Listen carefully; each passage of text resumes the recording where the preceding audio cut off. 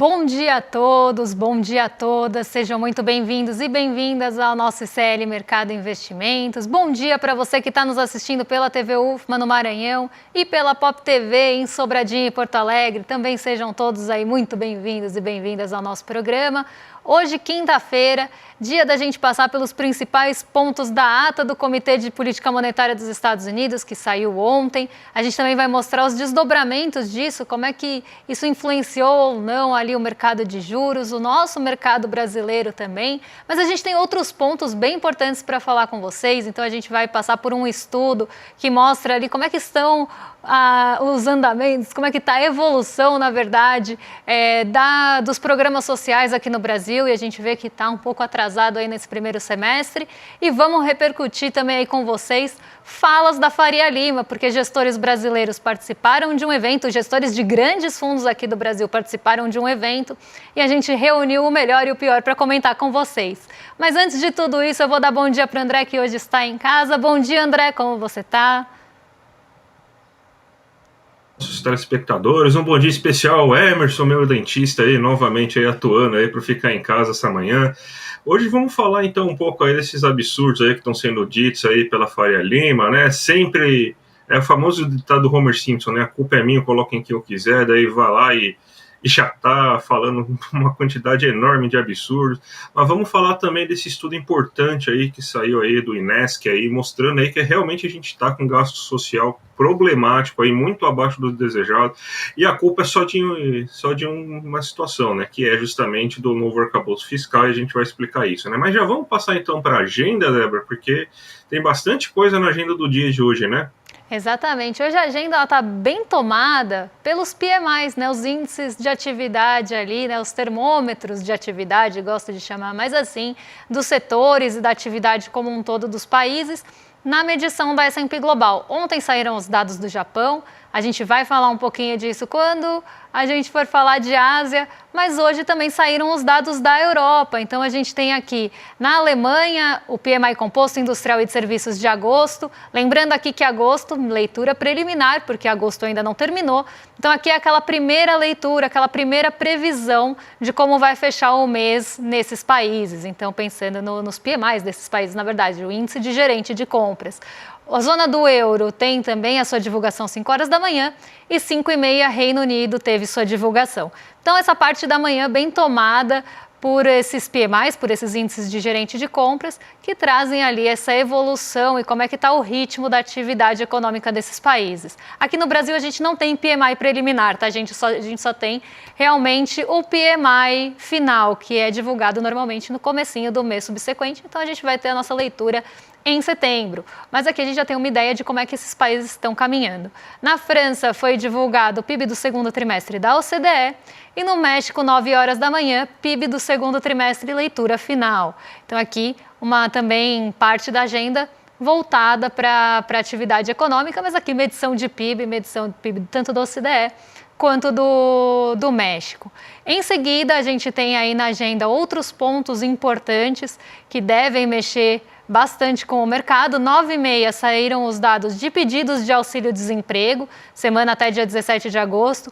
Lembrando que depois daquela decepção do mercado com os dados do payroll, que é o relatório completo de mercado de trabalho dos Estados Unidos, a gente tem um acompanhamento com uma lupa ali, uma lente de aumento dos dados de pedidos de auxílio-desemprego, porque se você acompanha semanalmente, você não tem uma surpresa tão grande quando saem os dados do payroll.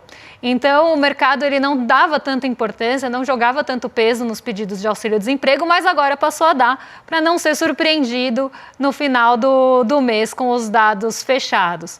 Às 9h30 da manhã também tem o Fed de Chicago divulgando seu índice de atividade nacional.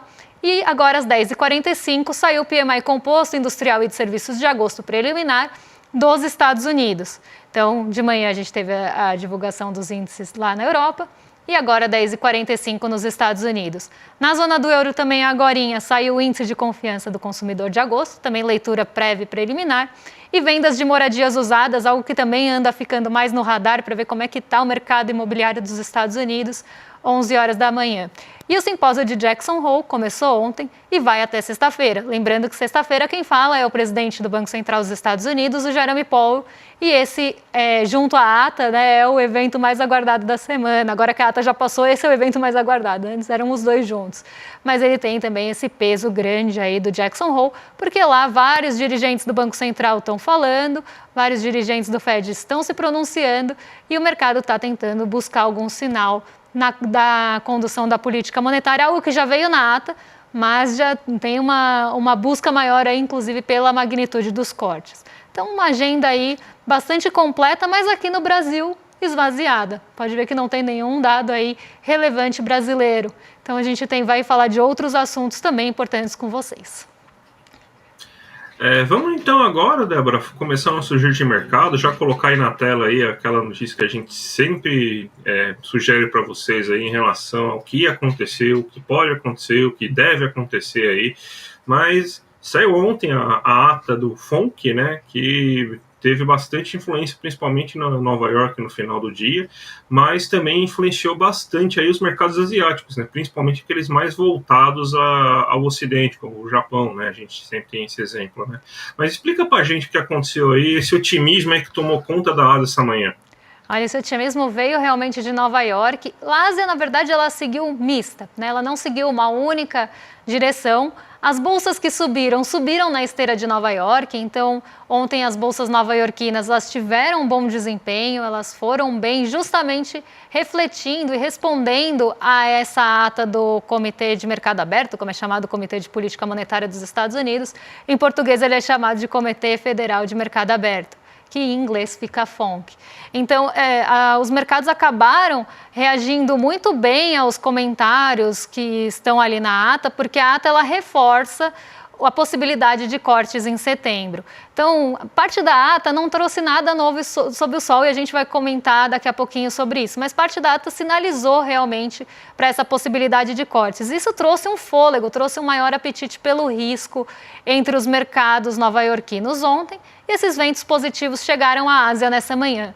E ontem teve um dado também bem importante que foi divulgado, o PMI do Japão, na verdade os PMIs, porque foram os índices de gerente de compras, também industrial, composto e de serviços, na leitura preliminar, e todos eles mostraram uma boa atividade dos setores. Então o mercado ficou um pouco mais tranquilo com a questão japonesa e o restante do mercado reagiu mais aqui realmente à ata do FONC. E a parte que ficou no terreno negativo não foi influenciada por isso. Então quem subiu ali na esteira de Nova York e o Japão ainda por esse fator local. Quem caiu, como por exemplo o Xangai Composto, acabou sendo um pouco mais contaminado por fatores locais e não teve um peso tão grande dos mercados nova-iorquinos. E a gente sabe que alguns mercados asiáticos têm mais ou menos correlação com o que acontece com o dia anterior. Um exemplo que o André citou é o Nikkei 225, ele normalmente tem essa correlação maior com o dia anterior, com os mercados ocidentais. Outros respondem mais a fatores locais, caso do Xangai Composto. Mas eu vou colocar aqui para vocês na tela o Hang Seng. O Hang Seng ele subiu bastante ontem, subiu 1,44, liderou na verdade ontem, hoje de manhã, na madrugada na verdade, ele liderou as altas entre as bolsas que subiram. E ele acabou aí puxando a média para cima, vamos pensar. Ele subiu em 44 e o Hang Seng, eu sempre gosto de chamar atenção para esse índice, ele é o índice de Hong Kong. E ele tem uma boa parte da composição em tecnologia e uma boa parte da composição em setor imobiliário chinês. Então ele é um índice bastante volátil, vocês podem ver aí quanto ele pode oscilar no ano, 21,49%. E ele não só é muito volátil, como ele é muito sensível a movimentações de juros. Então, em momentos que a gente tem, né, os juros ali de forma global, tá? Aqui não estou falando de juros asiáticos, mas de uma forma global. Se a gente tem os juros dos Estados Unidos mostrando ali uma possibilidade de arrefecimento, o Hang Seng, por ter setor de tecnologia e imobiliário, que são dois setores bastante sensíveis, ele responde mais rápido e mais fortemente. Então a gente viu esse movimento do Hang Seng na esteira de Nova York, indo na contramão do Xangai Composto, né? Então aqui até um movimento aí misto mesmo, porque ele poderia ter ido na contramão das outras bolsas, acompanhado o Xangai Composto na queda, até pelo peso imobiliário. Mas justamente esse apetite pelo risco, por ele ser uma bolsa volátil, ele acaba sendo aí, né, o Hang Seng participar, né, seu índice de referência de uma bolsa volátil, ele acaba sendo alvo também de entrada de recursos quando a gente tem maior apetite pelo risco, já que é uma bolsa mais arriscada, como a dos países emergentes, aqui fazendo um paralelo. Então o Hang Seng foi muito bem, liderou as altas no mercado asiático e a gente vai ver o comportamento das outras bolsas da Ásia na nossa abertura. Mas agora a gente vem para o Brasil, então vamos comentar aí como é que estão os gastos no setor, nos gastos na parte social, os gastos do governo aqui no caso, na parte social, depois da fala do ministro Fernando Haddad ontem sinalizar justamente para isso, a gente trouxe essa matéria, porque um estudo mostra que eles estão um pouco aquém do que se esperava no primeiro semestre, né, André? Sim, sim, a gente tem até um gráfico para mostrar, né, como que esses gastos aí foram um pouco aquém, né, vamos ver quando o pessoal vai colocar o gráfico aí. Não temos gráfico. Temos o gráfico? Não temos. Ah, não temos o gráfico, então posso só descer além, então? Pode descer além à vontade, André. Porque a gente vê aí que esse estudo mostrou aqui gastos com educação, agricultura familiar, reforma agrária, gastos com cultura, então abaixo daquilo aí que eles deveriam ter sido aí nesse primeiro semestre. E isso aí tem tudo origem no negócio chamado novo arcabouço fiscal. Porque o arcabouço fiscal, esse novo arcabouço fiscal, ele não eliminou o pior problema do antigo teto de gastos, que é a guerra que você tem entre pastas e orçamentos, justamente pelo fato de que você pode crescer até um certo limite de gasto. Tem lá, se você depender aí de quanto que foi o seu valor arrecadatório e tudo mais, mas você pode ter o orçamento total, pode, vamos dizer assim, na melhor das hipóteses, subir 2,5% real de um ano para o outro. Só que, naturalmente, você tem gastos que vão subir mais do que isso e que você não pode fazer nada em relação a isso. Por exemplo, o gasto da Previdência. O gasto da Previdência, ele sempre vai subir mais de 2,5% em relação ao ano passado. Porque você tem a Previdência que é atrelada ao salário mínimo, e isso deve continuar antes de que me falem, antes que coloque a culpa nisso. Você tem gastos com o PPC, por exemplo, aí também atrelado ao salário mínimo. Então vai ter naturalmente alguns gastos que vão crescer em relação aos outros. Então, outros gastos sociais, outras pastas, naturalmente vão precisar ter corte de gastos. Não tem como. É matemática básica. Porque se você tem que só pode subir 2,5% a Previdência, sei lá, tô só deduzindo números aqui, suba 5%, alguém vai ter que pagar essa conta. E não vai ser o agronegócio, não vão ser as grandes empresas. A gente sabe que no lombo de quem vai quando você precisa fazer alguma redução social. Mesmo o ministro Fernando Haddad falando isso, a gente sabe justamente que o primeiro foco vai ser redução de gasto social. E aí a gente vê o quê? Que segmentos como agricultura familiar, reforma agrária, que realmente está muito parada. A gente vê o Stedley falando toda hora, lá o MST falando aí, que está muito aquém do necessário. Então é isso que está acontecendo.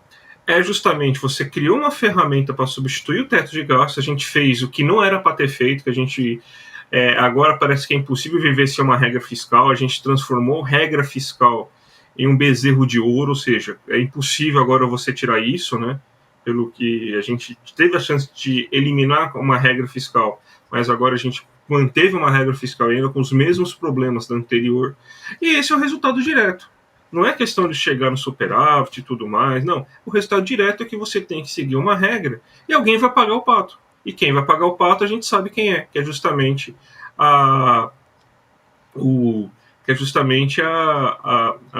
as pastas que dão menos, que são menos chamativas. E geralmente essas pastas são menos chamativas, elas também são pastas que você tem pessoas que são muito pobres que dependem muito dessas pastas, Débora. É realmente uma situação que a gente sempre comenta aqui, né? Nessa guerra de orçamento que acaba sendo criada, as pastas realmente mais frágeis acabam sofrendo e sempre no lombo também da população. Então, se tiver que cortar gasto, para onde vai o primeiro corte de gasto? Né? A gente viu as pastas que foram afetadas, por exemplo, pelo corte. E quais que estão com o orçamento atrasado também na sua execução? Também são as pastas aí que estão mais ligadas ao social, porque quando o mercado financeiro, inclusive, pressiona para corte de gastos, quando a gente vê esse tipo de pressão vinda do mercado financeiro, normalmente é para falar de social. Então, toda vez que a gente tem um governo que tenta se voltar um pouco mais para o social, isso já é um problema, isso já vai gerar risco, já vai trazer gasto absurdo, né? Gasto extraordinário, não no sentido literal da coisa ali de gasto extraordinário, mas um gasto acima do que o mercado acha aceitável. E, normalmente, quando está se falando disso, está se falando justamente de saúde, de educação, né, até de outras pastas, como, por exemplo, a agricultura familiar, que o André comentou. Então, aqui a gente continua vendo esse problema persistindo e a defesa desse arcabouço fiscal com unhas e dentes, por mais que o Haddad tenha falado ontem que o fiscal não vai, que o social não vai ser afetado, que ele vai passar o pente fino, mas que ele não quer cortar ali gastos no social, a gente vê essa execução aquém do esperado, justamente por esse rearranjo orçamentário. Então, esse problema persiste e está muito difícil de ser resolvido. Mas agora a gente vai falar de Faria Lima, vamos continuar falando de Faria Lima. Ontem eu estava vendo o rolê, porque eu assisto o rolê, depois que eu saio daqui eu vou para minha casa ouvindo o rolê, pelo menos não assisto porque eu estou dirigindo. E aí o William Deluca em um dado momento falou, eu não vou sofrer sozinho, vocês vão sofrer comigo, e hoje vocês vão sofrer com a gente, porque a gente trouxe falas da Faria Lima que aconteceram ali em um momento de um evento, né, de mercado financeiro, vários gestores conhecidos aqui do Brasil, que vocês vão ver o nome e vão reconhecer ali, porque estão sempre em manchete, estão sempre falando em algum jornal, em algum veículo aí de mídia hegemônica, estão sempre dando entrevista em relação a isso, e eles comentaram cenários econômicos, não só aqui do Brasil, mas de forma global. E a gente resumiu aí, trouxe os melhores, que segundo ali a revista Exame são as melhores aspas do evento, eles separaram, mas se essas são as melhores, eu não quero nem ver quais são as piores, porque pelo amor de Deus. Então, vamos ler junto aqui algumas delas, para a gente realmente sofrer aqui. O Jakurski, que é gestor de um fundo muito conhecido aqui do Brasil, falou sobre as eleições dos Estados Unidos. Prefiro um bêbado conhecido do que um alcoólatra anônimo. Já é horrível por aí, né? Mas vamos continuar. Eu sei que vai acontecer com a Câmara. Menos capitalismo, mais socialismo, mais distributivismo. De quem que ele está falando, né? Não sei de que Câmara que ele está falando aqui. Mais governo. E do outro lado, você, como se fosse aí quase uma pessoa ferrenha aí de socialismo, né? Socialismo aqui, acho que, sei lá, é olhar um pouco mais para outros âmbitos, não sei, mas vamos continuar. Distributivismo mais governo. E do outro lado você tem o Trump, que é um cara desgovernado e imprevisível. Eu prefiro a Câmara, apesar de achar que é um desastre para a economia ocidental, para o capitalismo e para os mercados. Bom, eu não sei nem o que dizer sobre essa fala do Jakurski, porque começa muito mal, né? E aí vai de mal a pior. Porque prefiro um bêbado anônimo do que um bêbado conhecido do que um alcoólatra anônimo, porque o Trump, ele é imprevisível, é algo bastante problemático de se falar, né? Mas colocar a Câmara como menos capitalismo, mais socialismo, ele está falando dos Estados Unidos mesmo? Porque não parece, né? Mais distributivismo e mais governo. E um desastre para a economia ocidental, para o capitalismo e para os mercados, como se ela fosse ali, sei lá, revolucionar o mercado financeiro dos Estados Unidos. Quem brigou com o Fed, que eu me lembro, foi o Trump. Mas assim, a gente, tendo uma notícia dessa, vendo uma fala dessa, a gente consegue entender, e daqui a pouco vai ficar mais claro para vocês, porque a gente vai falar aí de Brasil, eles comentando Brasil, a gente consegue entender como funciona a cabeça desses caras, porque eles estão na gestão dos maiores fundos do Brasil. O Jakurski, aqui, ele é gestor-chefe de um fundo, uma asset bem grande, uma gestora de recursos bem grande aqui. E se tem alguém que tem possibilidade de mexer com o mercado, são esses caras. Quando a gente fala de mercado financeiro, é dessas pessoas que a gente está falando, junto com as grandes instituições financeiras. Porque uma movimentação de um fundo muito grande pode fazer barulho em um mercado. Talvez não tanto lá fora, mas aqui no Brasil, sim. E se eles pensam desse jeito, eles vão começar a se posicionar para proteger ou não de alguns fatores. E por isso que a gente fala que eles criam cenários que podem, inclusive, se realizar. Porque é uma movimentação de dinheiro tão grande que pode realmente mexer com os mercados. E aí, entendendo que eles pensam assim, a gente consegue ver o que vem depois. André, quer falar alguma coisa sobre esse lindo pronunciamento? Eu não sabia que Che Guevara estava concorrendo à eleição norte-americana, né? Foi uma surpresa para mim, tal, né? Sei que eu tô meio embalado ainda com o jogo de ontem do Palmeiras aí, mas acordar com essa notícia maravilhosa aí que Che Guevara está concorrendo, está na frente nas pesquisas pelo menos aí, eu acho que é uma boa, né? Vou falar o que de um negócio desse? O cara que acha que o Partido Democrata é mais socialismo, desastre para a economia ocidental, assim, o cara tá, sei lá onde, eu queria viver no mundo deles, assim, deve ser muito divertido, deve ser muito legal aí você conseguir viver nesse mundo aí. Não tem muito o que falar, Débora. Inclusive, alguém da nossa audiência colocou aqui no chat, quem dera a Kamala fosse isso. Porque ele está pintando uma Kamala que não é a Kamala Harris, né? Está muito longe de ser. Agora, vamos ver os posicionamentos sobre o Brasil e principalmente aqui sobre o mercado de juros e sobre a sucessão do Banco Central. Então, vamos lá. Se você me perguntasse um mês atrás qual era a chance do Galípolo dar discurso que ele deu, Galípolo vai em baile de debutante e fala que vai subir a Selic. Ninguém pediu para ele falar isso. Ninguém pediu. Ninguém pressionou, tá, gente? Vozes da cabeça do Galípolo. Não teve pressão do mercado financeiro para alta de Selic. Não teve pressão em cima do Galípolo depois da racha. Vocês dão risada quando eu falo isso, mas o Copom realmente teve um racha, tá? Ele rachou no meio e quem votou o desempate foi o Roberto Campos Neto. O pessoal da produção, o pessoal do chat sempre me zoa quando eu falo isso, mas realmente teve um racha, porque rachou ao meio. Teve uma divergência, pronto, vou usar outra palavra. E aí, não teve, depois dessa divergência, ele não foi pressionado, não, para começar a se posicionar de outra forma e se posicionar a favor da taxa de juros. Não teve alta de dólar, não teve alta nos juros futuros, não teve um monte de gente projetando Selic mais alta para o fim do ano, nada disso, ninguém pediu. Talvez não tenham pedido ali diretamente, mas teve muita influência, inclusive, na última ata do Copom que a gente viu. Mas ninguém pediu, não, tá? Então, vamos lá. Para ele falar isso, entendeu? Ele vai lá espontaneamente... quem está falando aqui é o Stuhlberger. Esse é bem famoso, tá? Se jogar no Google, vocês sabem de que fundo ele é gestor.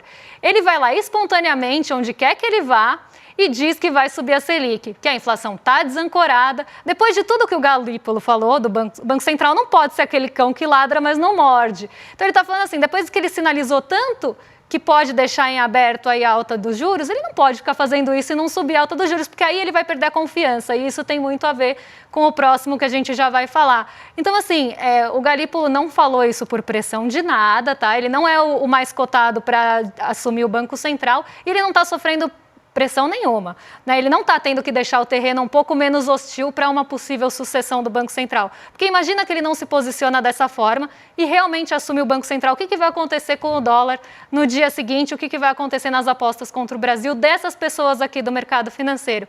Então, assim, imagina, não teve pressão, ninguém pediu não, tá? Mas ele foi lá e falou sobre isso. E aí, André, se quiser comentar essa linda fala do cara, do gestor de um fundo enorme aqui do Brasil. Me corrija se eu estiver errado, mas o Galípolo está falando da possibilidade só de subir a inflação. Ele não está falando que vai subir, até por isso que ele já falou, se falou da possibilidade, tem que subir. Eu não lembro do Galípolo falando de inflação desancorada. Daí, no máximo que eu vi foi nas atas, né? Mas daí é aquela coisa, né? O cara inventou aquele cenário bonito, ele está vivendo nesse mundo maravilhoso dele aí, né? Ele tá fazendo isso, né? Então, eles já inventaram que agora o Galípolo é hawkish, que o Galípolo vai ser uma pessoa que que tem que subir a taxa de juros, porque se não for essa pessoa imaginária, é que nem aquela coisa, né? Você imagina aquela pessoa perfeita, não sei o que, daí você conhece ela pessoalmente, você se decepciona. Não são as expectativas aí, né? Que você forma aí que estão acabando com você. Não, é a pessoa que é errada, né? Mas no mercado financeiro isso é basicamente isso, né? Eu vou fazer, então, pintar a pessoa como isso, e se não for, eu vou falar que perdeu a credibilidade e eu vou começar a especular. Ele já está preparando o cenário aí, que provavelmente é o seguinte, se ele não fazer o que eu quero, eu vou começar a fazer ataque especulativo em taxa de juros, mas pelo menos aí o Galípolo vai ter as reservas internacionais. Eu duvido que ele seja que nem o Campos Neto aí, que falou, não, deixa o pessoal especular e deixa o dólar chegar a quase R$6 aí, que não vamos fazer nada, não. Basicamente isso, Débora. Exatamente. Isso aparece na próxima fala que a gente separou aqui para vocês. Xavier, também gestor de um grande fundo, sobre a grande oportunidade do Galípolo. Vamos lá. Já comunicada a alta de juros pelo Banco Central, já está na imprensa, já está no político, já foi combinado com o Lula, a economia está performando bem, reticências. Não fazer o aumento dos juros aqui, que ele está falando, parece uma loucura, até porque é benefício dele, do Galípolo, na relação de credibilidade. Vale lembrar que o próprio Tombini, quando assumiu, puxou os juros assim como o Meirelles. Então não chega a ser novidade. Por mais estranho que possa parecer, vai ser bom para o Brasil subir... Dá até vontade de ir. Vai ser bom para o Brasil subir os juros agora. É uma oportunidade imperdível de estabelecer credibilidade. Então aqui a gente vê, né, o que é uma possibilidade imperdível de estabelecer credibilidade com o mercado financeiro? É subir juros, é puxar mais o freio de mão da economia brasileira, porque já que está performando bem, né, os setores estão aquecidos, a renda está aquecida, o emprego está aquecido, vamos puxar mais esse freio de mão para ver se desaquece. Porque, na verdade, a gente sabe que no final da linha, isso é muito pensamento do pessoal da Faria Lima, da mídia hegemônica. A gente já trouxe vários exemplos aqui para vocês de que quando a coisa começa a melhorar, principalmente para o trabalhador brasileiro, ou quando a gente começa a ter uma questão social aparecendo um pouco mais, então vamos puxar esse freio de mão, vamos cortar gasto, porque isso não interessa. Então, dá para puxar mais um pouquinho o freio de mão sem atrapalhar a economia brasileira, que já não tem juros restritivos o suficiente, né? Já diria o Roberto Campos Neto, está alto, mas nem tanto. Então, vamos puxar, vamos forçar um pouco mais a barra aqui para ver até onde aguenta, sem estrangular, né, ou estrangulando a economia, porque dá para forçar mais um pouquinho. E quem que vai se beneficiar de movimento de alta de juros? O próprio mercado financeiro. Né? Não é o trabalhador brasileiro, não é a nossa economia como um todo. Então, essa fala aqui, dá até, quando eu estava lendo, dá até vontade realmente de rir, porque por mais estranho que possa parecer, vai ser bom para o Brasil subir os juros agora. Ele está querendo convencer quem disso? Né? Quem não conhece, é bom para ele. Vai ser bom para o Brasil? Acho que não, mas para ele vai ser ótimo aqui. E ele coloca ali, não fazer um aumento de juros parece uma loucura, para mim é o contrário. Mas tudo bem, né? E aí, no momento que a gente tem terceira maior taxa de juros do mundo, a gente só fica atrás da Turquia e da Rússia, um país em guerra e outro com inflação galopante, e aí a gente vê esse tipo de posicionamento, né? Então, são essas pessoas, quando a gente fala de mercado financeiro, são dessas pessoas que a gente está falando. E são pessoas, como eu falei, que têm um poder muito grande na mão, eles gerem muitos bilhões em patrimônio e conseguem sim com um posicionamento. Se os três se juntarem e apostarem contra o Brasil, junto com outras instituições financeiras, eles conseguem sim movimentar o mercado. Então é muito importante entender como essas pessoas pensam. A gente está aqui brincando, até rindo um pouco, mas é super importante entender como a cabeça dessas pessoas funciona, porque a gente começa a entender por que acontecem os movimentos de mercado em dados cenários. Então aqui, André, se quiser falar um pouquinho sobre o Xavier antes de terminar o programa. Bem rápido. O que ele está falando é o seguinte, dane-se que vai aumentar o desemprego, se aumentar o desemprego, porque subir juros. Tem muita gente empregada, dane-se que as pessoas vão ter menos renda, porque eu quero subir juros. Dane-se que a economia vai ficar pior.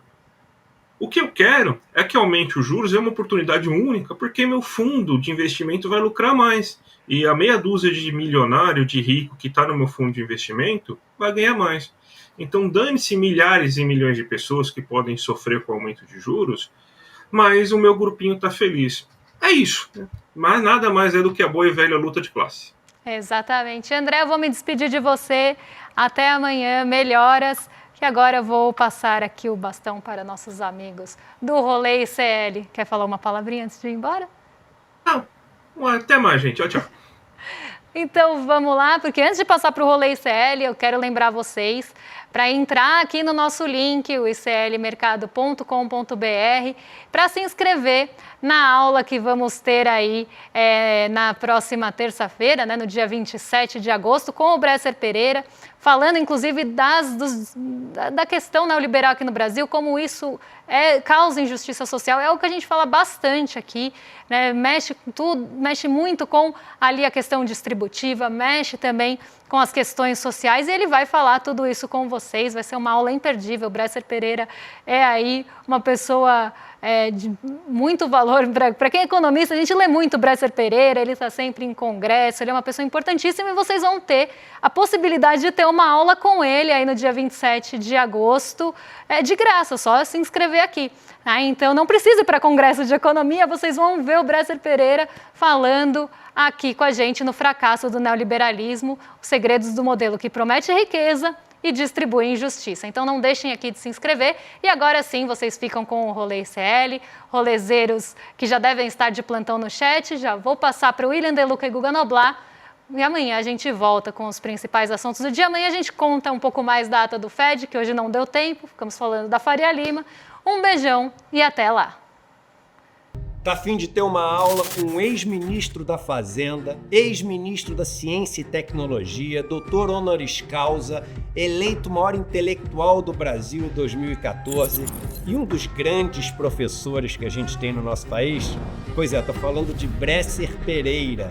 Ele que vai nos dar uma aula dia 27 de agosto sobre o fracasso do neoliberalismo. Primeiro, você vai entender que história é essa de neoliberalismo, entender por que esse sistema que prometeu distribuir riqueza só distribui miséria e injustiça, e também conversar sobre alternativas para esse sistema tão cruel.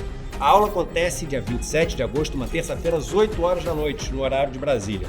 E é uma chance absolutamente imperdível de aprender com um nome que é uma referência no Brasil e no mundo. Se inscreve agora no botão Saiba Mais e a gente vai estar junto aprendendo numa aula sem replay, inédita e ao vivo com Bresser Pereira.